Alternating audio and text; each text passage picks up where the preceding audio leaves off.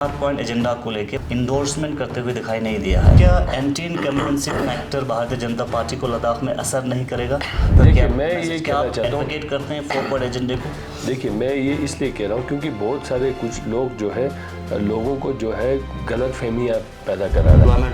100% हम जो है 4 पॉइंट एजेंडा के साथ जाएंगे। संस्कार के लोग जानते हैं डिस्ट्रिक्ट उनको 100% मिलेंगे और वो यही सरकार बना के देंगे। इस बार कैसे एक्सेप्ट करेंगे, क्योंकि 19 में भी एश्योरेंस दिया है कि हम रीजनलिज्म और ये जो ले वर्सेस कारगिल जो है हमने नहीं किया है। ये तो आपके जो है यहाँ पे जो है एनसी और कांग्रेस करा रहा है, बस लोगों को जो है उसके इमोशंस के साथ जुड़ने का काम करता है। सर, आपने एक स्टेटमेंट दिया कि हनीफा जान और सिरिंग नमग्याल सेम है, इसको हम कैसे समझें? ये मतलब वो दोनों ही सेम है, वो क्या करेंगे? अब नमग्याल जीत के भी क्या कर सकते हैं, आप ये बताइए। पैक्स और केडिया का पार्ट था जी, तो बाकी इश्यूज़ पे क्या हो गया? कांग्रेस के जो है वो मैनिफेस्टो तक ही रहते हैं, बस उनके इश्यूज़ जब इलेक्शन खत्म होता है वो भूल जाते हैं। लेकिन कांग्रेस पे बीजेपी पे वही इल्ज़ाम लगाते हैं कि बीजेपी मैनिफेस्टो तक महदूद रहते हैं, जैसे 6 शेड्यूल का मसला है। सबको ऑन बोर्ड लेना चाहते हैं और एक लार्जर इंटरेस्ट में जो है सरकार काम करना चाहिए। फॉर एग्जाम्पल पनिका टू पहलगाम वाला रोड है, क्यों उसके ऊपर काम नहीं कर पाया? इतने पैसे जो है एसडीपी में मिलते हैं। भारतीय जनता पार्टी मिमांसिर तेनबे पार्टी युली यरगसी दुक्सचनिन में पार्टी दियर स्पीका भारतीय जनता पार्टिया युंग यांगसरचिक लद्दाखसी फ्रोमाचिक यरगसना मिमांसी खिदमत बेफियास कफसलचा दियर स्पीका लद्दाखना बीजेपी पार्लिमानी उम्मीदवार जुस्ते का मिमांसी खिदमत बेफिया दुरथंग बफसेइन एडवोकेट टाशी गेल्सन लद्दाख रंगस्क्योंग सोक्सपे चेयरमैन लजुकसे लेहजोंग मिमांसी कोस्न्युमना द्रांग्यामसी यरगसी मिंगना फ्रालुक्स बसखानिन गमयुली मिमांसिर कबलस बर्दोसा फारबेतोन्ना खोंगेस थागरिंगी गमयुल सगा स्क्योते दरी मिमांसिर कोस्पनार कबलस बर्दोसा न्येने दूनसा फारबे फ्रालुक्स बसिन इतुजाक पजात एडवोकेट ताशी गेल्सन मिमांसिर किलियांग जोमखान यांग सगिफिया फ्रालुक्स बखान ओस्मीगिन इतुजाक पजात यांतितोनगुन डोबचुकपिफिया यांग सरचिक लेना कारगिली मिमांसुन लाजुआइन मेंदोगी बटन पे का थेपोनाने लद्दाखना बीजेपी पार्टी उम्मीदवार टाशी गेल्सन लार गेल्थोचुक पजात।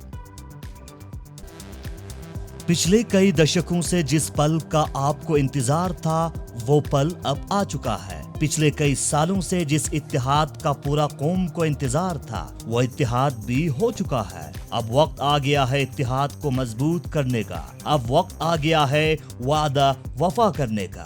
कौम के कायदीन ने जो कुछ करना था वो कर चुका है। अब काम है कौम के हर फर्द का। अब जिम्मेदारी आपकी है।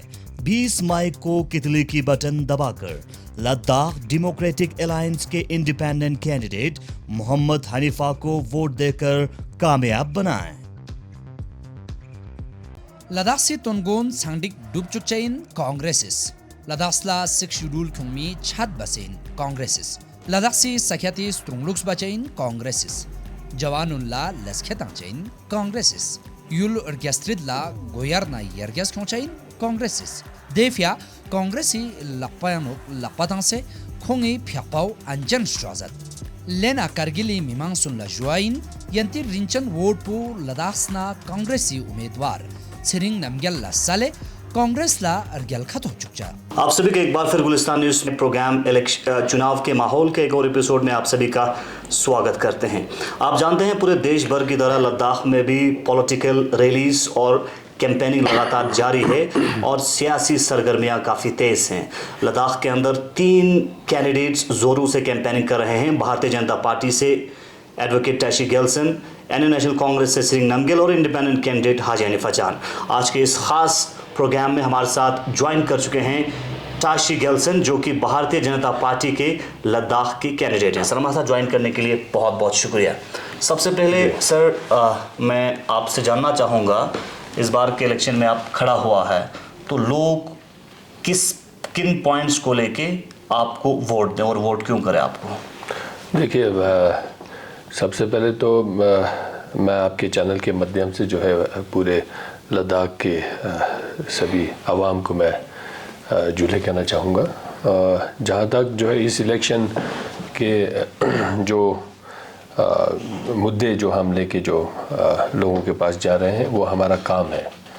तो पिछले यूटी बनने के बाद से जो 4-5 साल में जो है पूरे लद्दाख में जो है एक डेवलपमेंट का एक नया दौर देखने को मिला है, जिसमें जो है हर बुनियादी सहूलियत की चीज़ें और जितने भी जो है हमारा इंफ्रास्ट्रक्चर डेवलपमेंट के काम हो, पुराने जो बिल्डिंग्स को, स्कूल के और हेल्थ के बिल्डिंग्स को स्ट्रेंथन करने के काम हो, तो बहुत ड्रास्टिक चेंज हुआ है।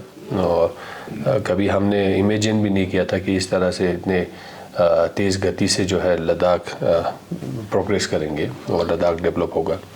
तो हमें पूरा उम्मीद है हम लोगों के सामने जो है अपने कामों को लेके लोगों के सामने जा रहे हैं। सर, क्या एंटी इनकम्बेंसी फैक्टर भारतीय जनता पार्टी को लद्दाख में असर नहीं करेगा? क्योंकि एक तरफ से डेवलपमेंट के काम तो लगातार भाजपा गिन रहे हैं, दूसरी जानिब लद्दाख के अंदर कंसर्न्स भी लोग दिखा रहे हैं, खासकर कई सारे पॉइंट्स को लेकर। सर, करगिल के अंदर जब आप कैंपेनिंग कर रहे थे तो कैंपेनिंग के दौरान आप लगातार 4 पॉइंट एजेंडे का जिक्र कर रहे हैं, जो 4 पॉइंट एजेंडा एपेक्स और केडीए ने इससे पहले गवर्नमेंट के साथ टेकअप किया है। तो दूसरी जानिब देखने को ये मिलता है कि उन 4 पॉइंट एजेंडा को लेकर भारतीय जनता पार्टी ने लद्दाख के अंदर इंडोर्समेंट करते हुए दिखाई नहीं दिया है, और जब अनशन हुआ और अनशन के दौरान भी शमूलियत करते हुए दिखाई नहीं दिया। ऐसी बात कैसे समझ सकते हैं? एक तो मैं 4 पॉइंट एजेंडा सिर्फ कारगिल अकेले में नहीं कर रहा हूँ, पूरे लद्दाख में जो है, लेह में भी जो है मैं उन्हीं इशू के बारे में लोगों को बोल रहा हूँ। ये तो एक हमारे सामने एक जो है हमारे लोगों का एक दूसरा एक एस्पिरेशन सामने आया है। बाकी हमने जितने भी हमने काम किया है उसके बारे में भी जो है हमने लोगों को बताया है। करगिल में भी जो है हमने बहुत सारे काम किया है, यहाँ जोजिला टनल्स बनवाए हैं, यहाँ पे ग्रिड के कनेक्टिविटी से जो है लोगों को 24/7 लाइट देने का काम कर रहे हैं। जेजीएम में जो है इतने करोड़ों रुपए में जो है लोगों को प्रोजेक्ट दिए हैं, और यहाँ पे गोल्डन कार्ड बनाए हैं। किसान सम्मान निधि में जो है लोग फार्मर्स को हम पैसे देते हैं। यहाँ पे एग्रीकल्चर, हॉर्टिकल्चर के प्रोडक्शंस को बढ़ावा देने के लिए जो है करोड़ों रुपए यहाँ पे खर्च कर रहे हैं। और सब्सिडी में जो है बहुत सारे जैसे solar water heater, green house, इन सब का भी जो है प्रोविज़न लोगों को किया है, ताकि डायरेक्ट कैसे बेनिफिट हो। आपके कारगिल जो कारगिल भवन दिल्ली में बन रहा है, उसमें जो है एसडीपी में इतना बड़ा फंडिंग किया है सरकार ने। तो वो सारे काम को भी हमने लोगों के सामने रखा है। मोबाइल टावर्स कितने दिए हैं यहाँ पे, उनको भी हमने लोगों के सामने रखा है। यहाँ पे सीआरएफ के रोड जो है, पीएमजीएसवाई के रोड से, उनके बारे में लोगों को बताया। और आने वाले दिनों में भी जैसे हमने पनीखर टू पहलगाम वाले रोड है, जो एक ड्रास्टिक, एक मेजर गेम चेंजर जो है कारगिल के आवाम के लिए हो सकता है, टूरिज़्म को बूस्ट करने के लिए, उनको हम जो है आने वाले दिनों में वो खोलना है, हमें उन प्रोजेक्ट को कंप्लीट करना है, उनके बारे में लोगों को बताया। तो ये सारे जो डेवलपमेंटल जो अभी तक काम हुआ है और क्या हो सकता है उनके बारे में भी बताया, और जो लार्जर जो पिक्चर है जिसके ऊपर बातचीत चल रहा है तो उसके बारे में भी बताया। कि मैं ये इसलिए कह रहा हूँ क्योंकि बहुत सारे कुछ लोग जो है लोगों को जो है गलत फहमियाँ पैदा करा रहा है कि सरकार कुछ नहीं कर रहा है। अगर सरकार ने कुछ नहीं करना था तो इन 4 पॉइंट्स एजेंडा के ऊपर बातचीत का सिलसिला शुरू ही क्यों करना था, है ना जी? क्या ज़रूरत था फिर सरकार को? सरकार ने ही तो कमेटी बनाया ना, हाई एम्पावर्ड कमेटी। आप पूछिए ना कि अभी 3 तो आपके जो है हाई एम्पावर्ड कमेटी के मीटिंग्स कराया सरकार ने। सरकार सीरियस है, सरकार इन मुद्दों के ऊपर बातचीत करना चाहते हैं, इसका कोई हल निकालना चाहते हैं, और इसीलिए उसका एक सब कमेटी भी बनवाया था आप। लेकिन ये कि एमसीसी आया तो वो प्रोसेस जो है डीरेल हो गया, फिलहाल अभी रुका हुआ है। क्या आप एडवोकेट करते हैं सर 4 पॉइंट एजेंडा को, स्टेटहुड, 6 शेड्यूल, एम्प्लॉयमेंट? और नहीं, 100% हम जो है 4 पॉइंट एजेंडा के साथ जाएंगे। उसके ऊपर जो है कोई रेजोल्यूशन निकालना है, उसके ऊपर बैठ के रेजोल्यूशन हमें ढूंढना है। तो उसके ऊपर चर्चा हो रहा है जी। मैं हाई पावर कमेटी का पार्ट था, तो 3 जो मीटिंग्स में तो मैं खुद ही था। जो सब कमेटी में हम नहीं हैं अभी फ़िलहाल। जो है सब कमेटी के साथ एक थोरो डिस्कशन होके उसके जो है माइन्यूट डिटेल्स में जाने का एक प्लान किया था। तो अब वो प्रोसेस अभी आगे नहीं बढ़ा क्योंकि जो है एमसीसी आ गया। तो मैं उसको पुश करना चाहता हूँ, और एक एक कंस्ट्रक्टिव एक नतीजे पे जो है उसको लाना चाहता हूँ। आने वाले दिनों में और भी जो है हमें नए एडमिनिस्ट्रेटिव यूनिट्स बनाना हो सकता है, उनके ऊपर हम चर्चा करेंगे। अब मतलब पूरे लद्दाख को जो है हम एक आने वाले 5 साल में कहाँ पे ले जाना चाहेंगे और किस तरह से बार बार जो है ऑनरेबल प्राइम मिनिस्टर जिक्र करता है कि लद्दाख जो है कार्बन न्यूट्रल बने, लद्दाख जो है एक मॉडल यूनियन टेरिटरी बनना चाहिए, तो अब उसके प्रति काम करेंगे। सर, लेह में 6 शेड्यूल को लेकर एक बहुत बड़ा अनशन शुरू हुआ सोनम वांगचुक की क़यादत में, और एपेक्स और केडीए ने भी उसको भरपूर साथ दिया। तो क्या उस अनशन से भारतीय जनता पार्टी को इस बार के इलेक्शन में इफेक्ट नहीं कर सकता है? नंबर 1। सेकंड चीज़, भाजपा ने इससे पहले ज़ांस्कार और नुब्रा को डिस्ट्रिक्ट देने का वादा किया, तो ज़ांस्कार में 19 में आपको जैम पैक वोट मिले थे, तो क्या डिस्ट्रिक्ट न मिलने के का जो है नेगेटिव इम्पैक्ट भारतीय जनता पार्टी पे नहीं हो सकता है? नहीं, देखिए ज़ांस्कार के लोग जानते हैं डिस्ट्रिक्ट उनको 100% मिलेंगे और वो यही सरकार बना के देंगे। थोड़ा सा पिछले बार जो है थोड़ा सा समय पे नहीं हो पाया, उसके बहुत सारे रीज़न है, वो भी वहाँ के लोग जानते हैं। लेकिन इस बार कैसे एक्सेप्ट करेंगे, क्योंकि 19 में भी एश्योरेंस दिया है कि हम इस बार के टेन्योर में करेंगे, तो इस बार यूनिक क्या चीज़ है? इस बार मैंने पब्लिकली कमिटमेंट दिया है कि हम 100 डेज में जो है ज़ांस्कार और नुब्रा को डिस्ट्रिक्ट का दर्जा देंगे। तो उस कमिटमेंट के साथ हूँ मैं उसको पुश करूँगा कि ये बने 100 डेज में। और बाकी जो है जो लार्जर इश्यूज़ की बात है वो मैं यही कहना चाहूँगा कि वो भी यही सरकार कर सकते हैं, और 4 पॉइंट एजेंडा में जो है आपके 6 शेड्यूल भी उसी में इंक्लूड है। लेकिन ये है कि जहाँ पे भी कोई नया एडमिनिस्ट्रेटिव यूनिट की ज़रूरत है हम उनके ऊपर चर्चा करेंगे, और बनना भी चाहिए। डिसेंट्रलाइज ऑफ पावर जो है मेरे ख्याल से एक अच्छे गवर्नेंस के लिए ठीक रहता है। तो जहाँ जहाँ ज़रूरत है और उसको थोड़ा सा एकदम जो है होश पोश में नहीं हो सकता है, उसके ऊपर बैठ के जो है एक डीप थॉट प्रोसेस करना पड़ेगा, और किस तरह के जो है एरियाज़ को हम डिलिमिट करेंगे, उन सब के बारे में हमें चर्चा करने की ज़रूरत है। 6 शेड्यूल को लेके जो लेह में मूवमेंट चला, उससे क्या अभी असर नहीं होगा भाजपा पे? नहीं, देखिए सभी जानते हैं, हमारे लोग जानते हैं कि अगर कोई भी चीज़, कोई इशू है, उसको अगर कोई पूरा कर सकता है तो वो भाजपा ही कर सकते हैं। भाजपा ने जो है 370 हटा के लद्दाख को यूनियन टेरिटरी बनाया नरेंद्र मोदी जी ने। तो जब यूटी बना है लद्दाख में, तो बाकी लद्दाख के और इश्यूज़ को भी जो है वो पूरा करने के लिए वो प्रतिबंध है।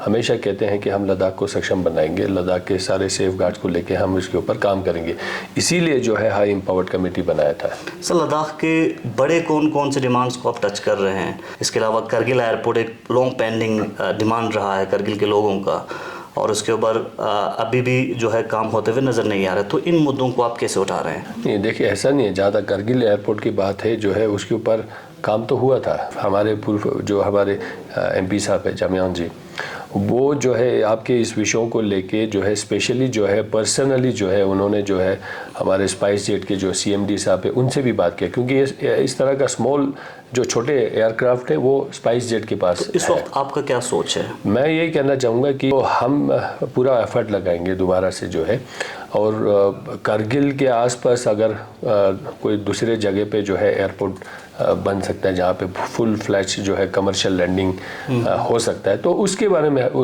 हम पुश करेंगे। कुछ 1-2 सर्वे कुछ जगहों पे हुआ भी है, तो उसको हम आगे कैसे ले जाएंगे और यहाँ पे क्या किया जा सकता है उसके बारे में हम बिल्कुल आगे जाके काम करेंगे, और हम कोशिश करेंगे कि यहाँ पे कारगिल में कमर्शियल जो लैंडिंग हो। हमने यहाँ पे आपको पता है पावन हंस में भी जो है हमने हेली सर्विस का स्टार्ट किया था। यहाँ पे आपके कारगिल में बहुत सारी जगहों पे हेलीपैड्स बनवाया है, और साथ ही साथ जो है अभी N32 के तहत जो है आपके इवैक्यूएशन में जो है पूरा जो है सरकार का मदद कर ही रहा है। भाजपा पे कम्युनलिज्म का इल्ज़ाम लगाते हैं कि कम्युनलाइज करते हैं, और ख़ासकर अभी रिसेंटली कुछ स्टेटमेंट्स आपके लीडर्स का देखा कि जैसे उनमें ये कह रहे थे कि इस बार जो है सीट अगर करगिल को चला जाता है, तो अगर ये टेस्ट पता चला सीट का, तो आने वाले समय में ये सीट जो है लेह को कभी नहीं मिलेगा। तो क्या ये रीजनलिज्म पॉलिटिक्स नहीं हो सकता है? कि ये मैं सबसे पहले तो यही कहना चाहता हूँ, ये रीजनलिज्म और ये जो लेह वर्सेस कारगिल जो है हमने नहीं किया है। ये तो आपके जो है यहाँ पे जो है NC और कांग्रेस करा रहा है। है ना जी। आपने देखा होगा पिछले बार जो है कांग्रेस के लीडर्स की क्या स्टेटमेंट थे, और यहाँ पे जो है किस तरह से जो है एक एहतियात करके जो है कुछ एक मूवमेंट चलाने का कोशिश कर रहे हैं। तो ये मुझे नहीं लगता ये दूरअंदेश सोच है, ये हमें फर्दर डिवाइड करेंगे। तो ये हम नहीं कह रहे हैं, ये तो यहाँ के लीडर्स ने किया है। हम तो जो है हमेशा से जो है हमने तो यहाँ पे एक कम्युनल हार्मनी और को एग्जिस्टेंस के लिए काम किया है। और मेरा पर्सनल अगर मेरा ट्रैक रिकॉर्ड आप एज ए चेयरमैन देखेंगे तो आप वहाँ के ले के अंदर जितने भी जो कम्युनिटी के लोग हैं आप उनसे पूछ सकते हैं, उन लोगों से पूछ सकते हैं, किसी को भी अगर कोई शिकायत हो। ऐसा कोई शिकायत नहीं है। करगिल और ले करके हमने कभी ऐसा कुछ नहीं किया। जहाँ तक हमारे सरकार की भी बात है, हमारे टॉप लीडरशिप की भी बात है, यहाँ पे हमारे सरकार काउंसिल हमारा नहीं है, लेकिन फिर भी जो है काउंसिल को कभी डिस्टर्ब नहीं किया। काउंसिल को जितना हो सकता है काउंसिल को फुल फ्लैश एम्पावर किया। तो काउंसिल को इतना पुश करके चलाया है। तो ऐसा नहीं है कि हम कुछ डिफरेंसेस क्रिएट करना चाहते हैं। वो यहाँ के कुछ लीडर है जो ऐसे ही करते हैं हमेशा से। और जहाँ आपके पास कुछ काम गिनने के लिए नहीं हो तो वहाँ पे इस तरह के जो है चीज़ों को क्रिएट करके जो है लोगों को जो है गुमराह करते हैं। मैं तो ये कहता हूँ आपका यहाँ पे इतने सारे पोटेंशियल्स थे आपके। फॉर एग्जांपल पनिका टू पहलगाम वाला रोड है, क्यों उसके ऊपर काम नहीं कर पाया? इतने पैसे जो है एसडीपी में मिलते हैं, इतने पैसे काउंसिल को मिलता है। तो इस तरह बहुत सारे छोटे छोटे लोगों के जो है नीड्स को जो है यहाँ पूरा नहीं हुआ है ना जी। तो और उसके बाद जो है इलेक्शन के टाइम पे कुछ मुद्दा निकाल के बस लोगों को जो है उसके इमोशंस के साथ जुड़ने का काम करता है। सर आपने एक स्टेटमेंट दिया कि हाजी हनीफा जान और त्सरिंग नामग्याल सेम है, इसको हम कैसे समझें? नहीं, मतलब वो दोनों ही सेम है। वो क्या करेंगे? नामग्याल जीत के भी क्या कर सकते हैं आप ये बताइए?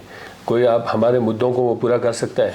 सरकार तो भाजपा का आने वाला है, वो तो सब जानते हैं, है ना जी। अगर वो कोई कहेगा कि नरेंद्र मोदी जी वापस नहीं आ रहे, वो तो अपने आप को झूठ कहलाने की बात है। तसल्ली के लिए कुछ भी कर लो।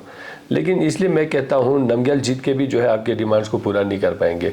5 करोड़ जो उनका एमपी लेट अगर आप बांटने लगेंगे तो एक छोटे गांव को तो पैसा मिलेगा भी नहीं। बड़े बड़े गांव को भी वो 1 लाख 1.5 लाख से ज़्यादा नहीं मिल सकता। जान जी भी अगर जीत के भी क्या करेंगे? तो ये मुझे नहीं लगता। वैसे भी इनके अंदर का ये जो आपके जो है इंडिया अलायंस है, ये इनके एक बहुत स्ट्रेटेजिक यहाँ पे माहौल ख़राब करने का भी प्लान लग रहा है हमें, जो फर्दर हमें कम्युनल लाइंस पे डिवाइड करेंगे। तो ये ठीक नहीं है। लोगों को समझना चाहिए हमें कोएग्जिस्ट करना है और हमें लद्दाख एज अ होल आगे बढ़ना है। सर जी सर, कांग्रेस ने 6 शेड्यूल अपने नेशनल मैनिफेस्टो में रखा। क्या इससे कहीं ना कहीं लोग इमोशनली उनके साथ टच नहीं हो सकते हैं? वो गोलमोल है जी उनका भी, आपने रीड किया होगा, है ना जी। ट्राइबल एरियाज ऑफ लद्दाख करके दिया है। या तो पूरा बोल देना था सीधा लद्दाख को हम देंगे।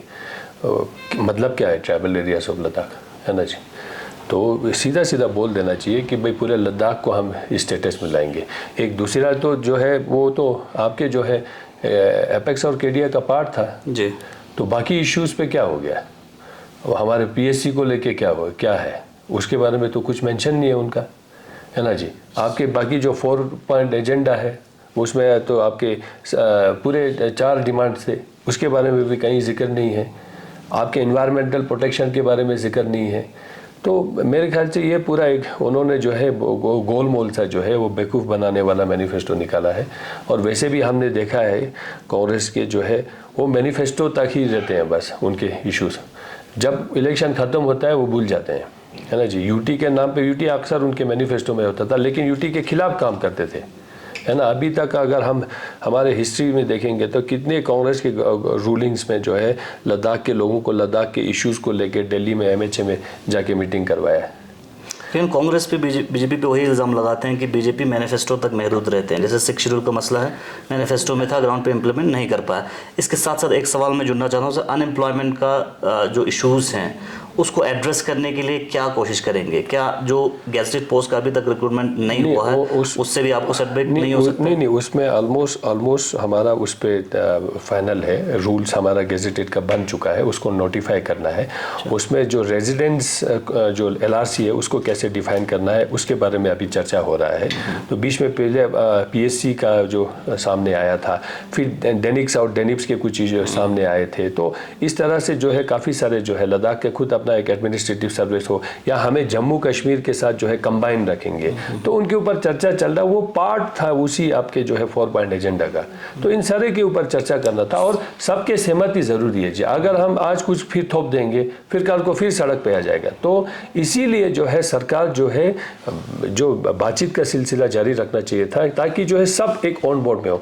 अभी सरकार ने तो कभी पिक एंड चूज करके नहीं बुलाया ना, आपके एनसी वालों को भी बुलाया, आपके कांग्रेस वालों को भी बुलाया, केडीए में तो आपके एनसी और कांग्रेस के सभी लोग हैं, तो लेके भी जो है हर पॉलिटिकल जो तंजीम के लोग हैं, हमारे रिलीजियस ऑर्गेनाइजेशन के लोग हैं, सबको बुलाया है, सबको ऑन बोर्ड लेना चाहते हैं और एक लार्जर इंटरेस्ट में जो है सरकार काम करना चाहती है। तो 6 शेड्यूल वाला जो इशू बार बार उठा रहे हैं, उस पर सेटबैक नहीं हो सकता आपको? नहीं, आप सब जानते हैं जी, जो भी कुछ अगर इश्यूज पूरा कर सकता है वो बीजेपी ही कर सकता है और नरेंद्र मोदी जी के लीडरशिप में ही हो सकता है। तो इतना तो हमारे लोग समझदार है। मैं समझता हूँ, मैं रिक्वेस्ट करता हूँ हमारे लीडरशिप भी जो है, इसीलिए मैं बार बार कहता हूँ ये मेरा संकल्प है, उसके ऊपर मैं कोई रेजोल्यूशन निकाल के लाऊंगा और मैं सबको ऑन बोर्ड लेके जो है इस बातचीत के सिलसिले को ऊपर ले जाना है, उसको एक कंस्ट्रक्टिव कंक्लूजन पे लाना है। 4 पॉइंट एजेंडा में है तो चर्चा करेंगे ना, सरकार ने तो चर्चा शुरू किया। 4 पॉइंट एजेंडा तो हमारे केडीए और एपेक्स ने दिया है ना, अब सरकार ने उसको, आप उसी चर्चे को आगे बढ़ाएगा? उस चर्चे को आगे बढ़ के उसका कोई कंस्ट्रक्टिव उसका कंक्लूजन, एक रिजल्ट जल्दी लाने का मेरा कोशिश यही है। सर, आखिर पे आप इस बार के इलेक्शन में मैदान में हैं और कहीं ना कहीं आपको लोग को LHDC के चेयरमैन के बतौर काफ़ी सॉफ्ट लीडर माना जाता है।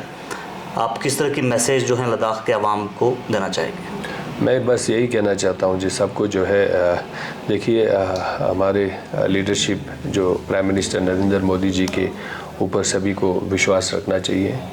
बहुत कुछ किया है उन्होंने और हमें उनका ये एहसान कभी भूलना नहीं चाहिए। और भी जो है बहुत कुछ लद्दाख के लिए करना है, वो भी उन्हीं के लीडरशिप में हो सकते हैं। तो इसलिए जो है मैं सबसे निवेदन करूंगा, कोई भी, आप खुद समझदार है, सभी कुछ समझदार है, तो किसी के बातों में नहीं आना चाहिए और लद्दाख के फ्यूचर और दूरअंदेश सोच के साथ जो है एक थम्पिंग मेजॉरिटी के साथ जो है भाजपा के सपोर्ट में वोट करके मोदी जी को थैंक यू बोलते हुए हमें ये सीट उनको गिफ्ट करना चाहिए।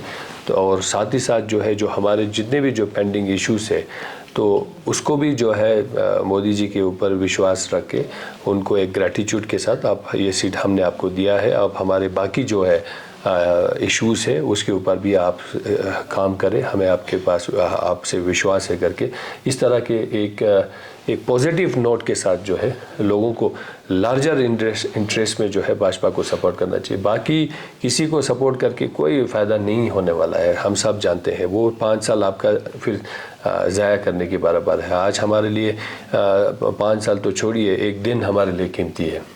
तो यही मैं कहना चाहता हूँ और मैं पूरे लद्दाख के लोगों से ये अपेक्षा रखता हूँ कि मुझे एक बहुत बड़ी संख्या में जो है जीत हासिल करने में आप सबका सहयोग रहेगा।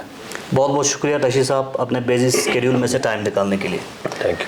चलिए, आप देख रहे थे प्रोग्राम चुनाव के माहौल का एक स्पेशल इंटरव्यू एडवोकेट टशी गेल्सन के साथ, जो कि भारतीय जनता पार्टी के लद्दाख के कंटेस्टिंग कैंडिडेट हैं और इनकी क्या सोच विचार है इस बार के इलेक्शन को लेके, उन्हीं की जुबानें आप तक पहुंचाने की कोशिश की।